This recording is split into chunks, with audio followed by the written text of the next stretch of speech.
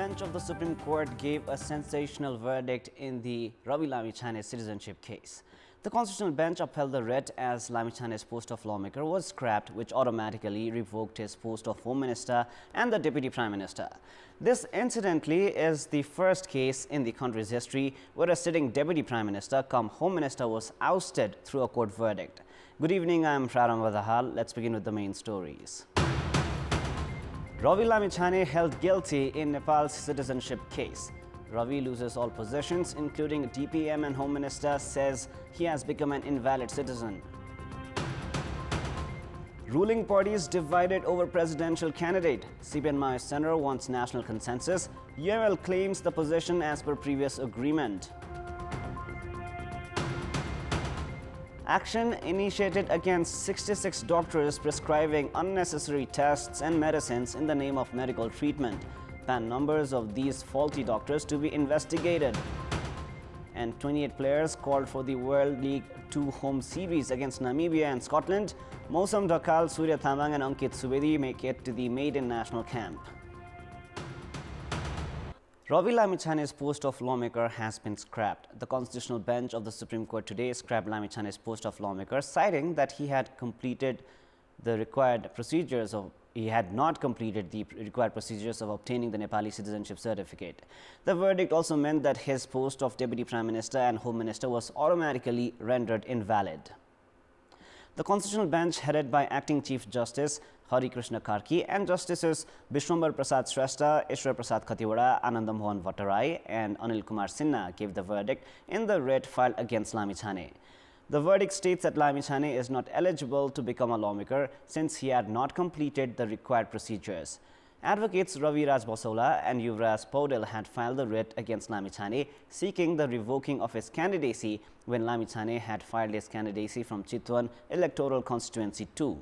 The Constitutional Bench of the Apex Court on the 21st of December had issued a show cause notice in the case. The writ had also demanded an interim order seeking to stop him from furnishing duties as a lawmaker.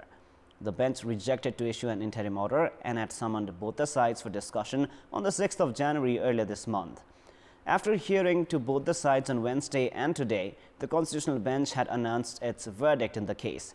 Ravi Lamichhane had acquired Nepali citizenship by descent in the year 1993. Lamichhane had reached the U.S. seeking job opportunities as he obtained U.S. citizenship in the year 2013, following which he had also obtained the U.S. passport. Even as Lamichhane discarded his U.S. citizenship and U.S. passport at the U.S. Embassy in Nepal in 2018, he had not taken up required procedures to obtain Nepali citizenship certificate. In the meantime, Ravi Lamichhane in July last year registered Rashtriya Swatantra Party using his Nepali citizenship issued in 1993 and also used the same citizenship to file his candidacy for the November elections. Chief Election Commissioner Dinesh Savalia has said that with the scrapping of Lamichhane's lawmaker position, by-election will be held in Chitwan Constituency 2. Now, following the sensational verdict by the Supreme Court, Ravi Lamichhane remarked that he was now an invalid citizen of the country.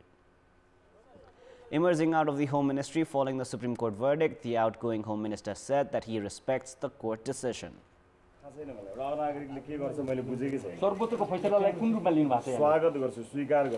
स्वीकार गर्नु अब यो सर्वोच्च अदालत भन्दा माथि लोक्ने निकाय छ र अदालतको फैसलालाई त म एकदमै स्वागत गर्छु तर अरु प्रश्नमा त मलाई म यो सबै प्रश्नहरुको अहिले मसँग कुनै जवाफ पनि छैन भने मैले भनिहाले म तपाईले कसलाई प्रश्न सोध्नु भएको भन्नुस् तपाईले प्रश्न सोध्नु त कोही त एउटा कुनै परिचय त उसको चाहिएला नि यतिखेर एउटा परिचय नभएको एउटा अनागरिकलाई. Lamichhane had waited for the court verdict for the entire day today by staying at the ministry. After the court verdict, he used a private vehicle to leave the ministry. Lamichhane also tendered his resignation after the Supreme Court scrapped his position of the lawmaker.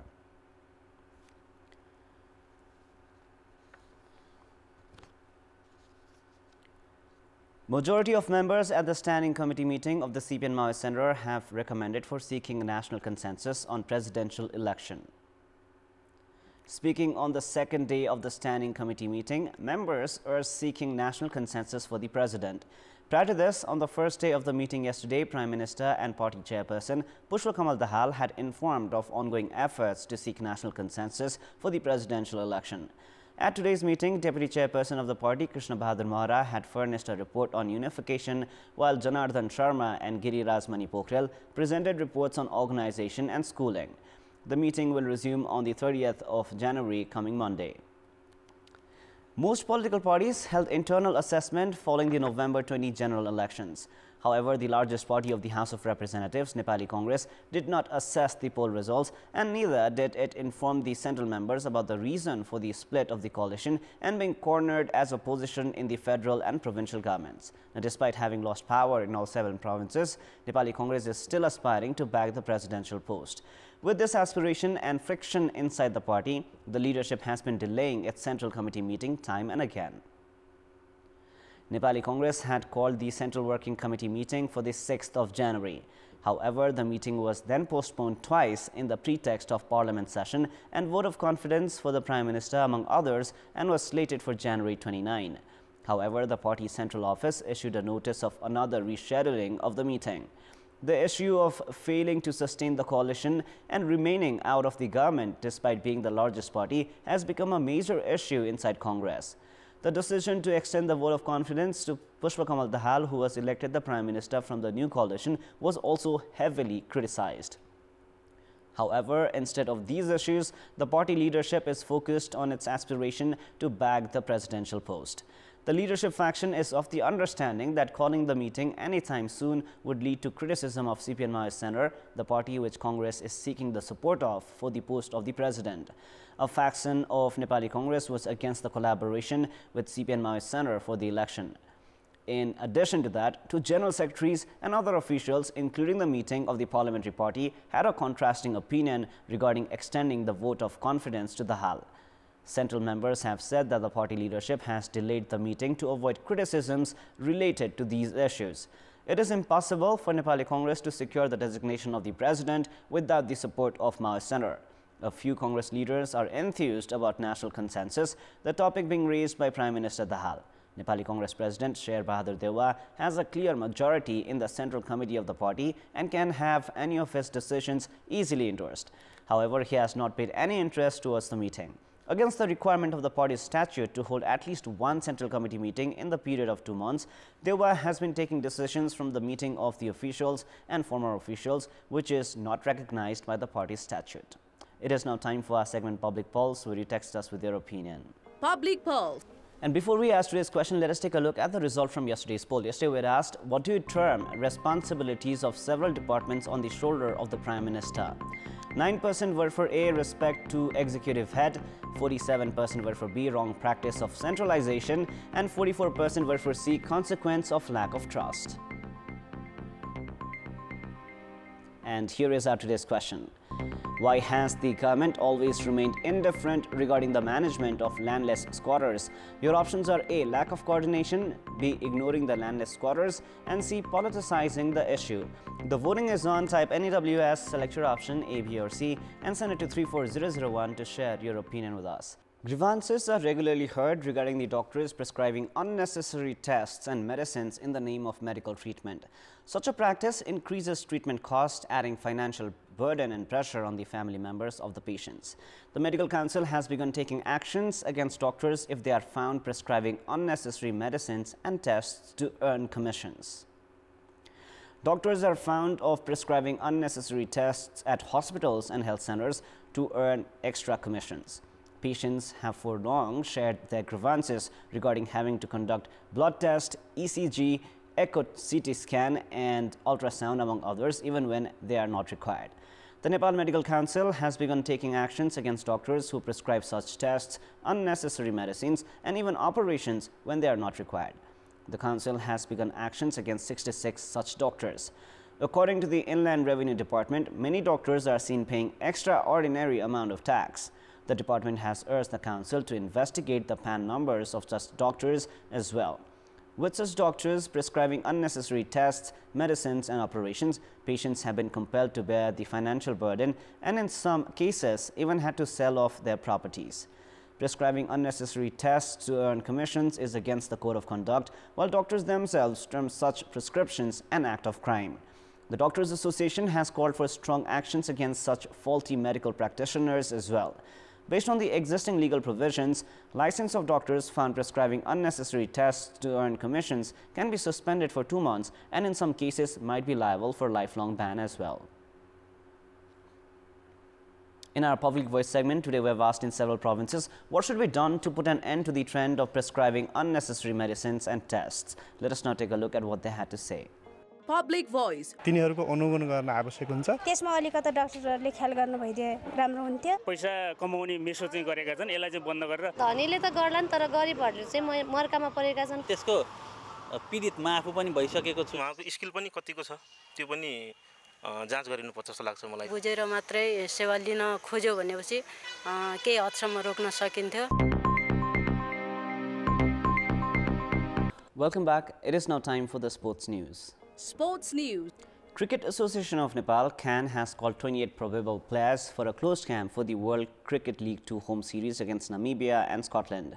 Mausam Dhakal, Ankit Subedi and Surya Thamang have made it to the probable team for the first time. The 21-year-old leg spinner Mausam was declared emerging player in the Prime Minister Cup Cricket Championship held in November.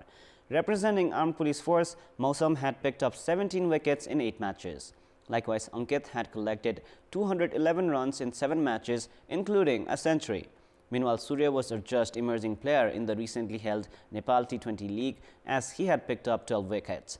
Bhuvan Karki, Kushal Malla, Sarad Veswakar, Anil Shah, Bikram Sov, Avinash Bohra, Siddhanta Lohani, Binod Bhandari, Sandeep Jora have made a comeback to the team of the probables. The three-nation World League 2 kicks off from 14th of February next month. Team Nepal, meanwhile, is without the services of a coach. Following the resignation of coach Manoj Pravakar, CAN is on the lookout for a new coach. Now, Armed Police Force have set up title clash against Gandaki Province in the final of the Tiger Cup Men's Volleyball Championship. Defending champions Tribhuvan Army have crashed out of the semi-finals. In the semi-final played at the Pokhara Stadium, Gandaki Province thumped Tribhuvan Army Club in straight sets. Gandaki, with the services of 2 foreign players, dominated the match right from the outset. Gandaki won the first set 25-23, while Army team tried their best to come back into the match in the second set, which they eventually lost 25-23 after taking a 17-15 lead. Gandaki is to a 25-16 win in the third set to storm into the championship final. This was the second time that the Army team had lost to Gandaki in the tournament, while the first time that they had failed to make it to the tournament final as well. Likewise, APF also chalked out a straight set victory over Nepal Police Club. APF won 25-10, 25-21 and 25-18 to set up the title clash against Gandaki. The final will be played tomorrow. New Diamond have defeated Gandaki to secure the third place in the women's category of the Tiger Cup Volleyball Championship. In the match played at the volleyball court of the Pokhara Stadium, hosts Gandaki could not put a strong challenge against New Diamond. Coached by Kumar Rai, New Diamond secured a straight set victory of 25-19, 25-16, 25-16.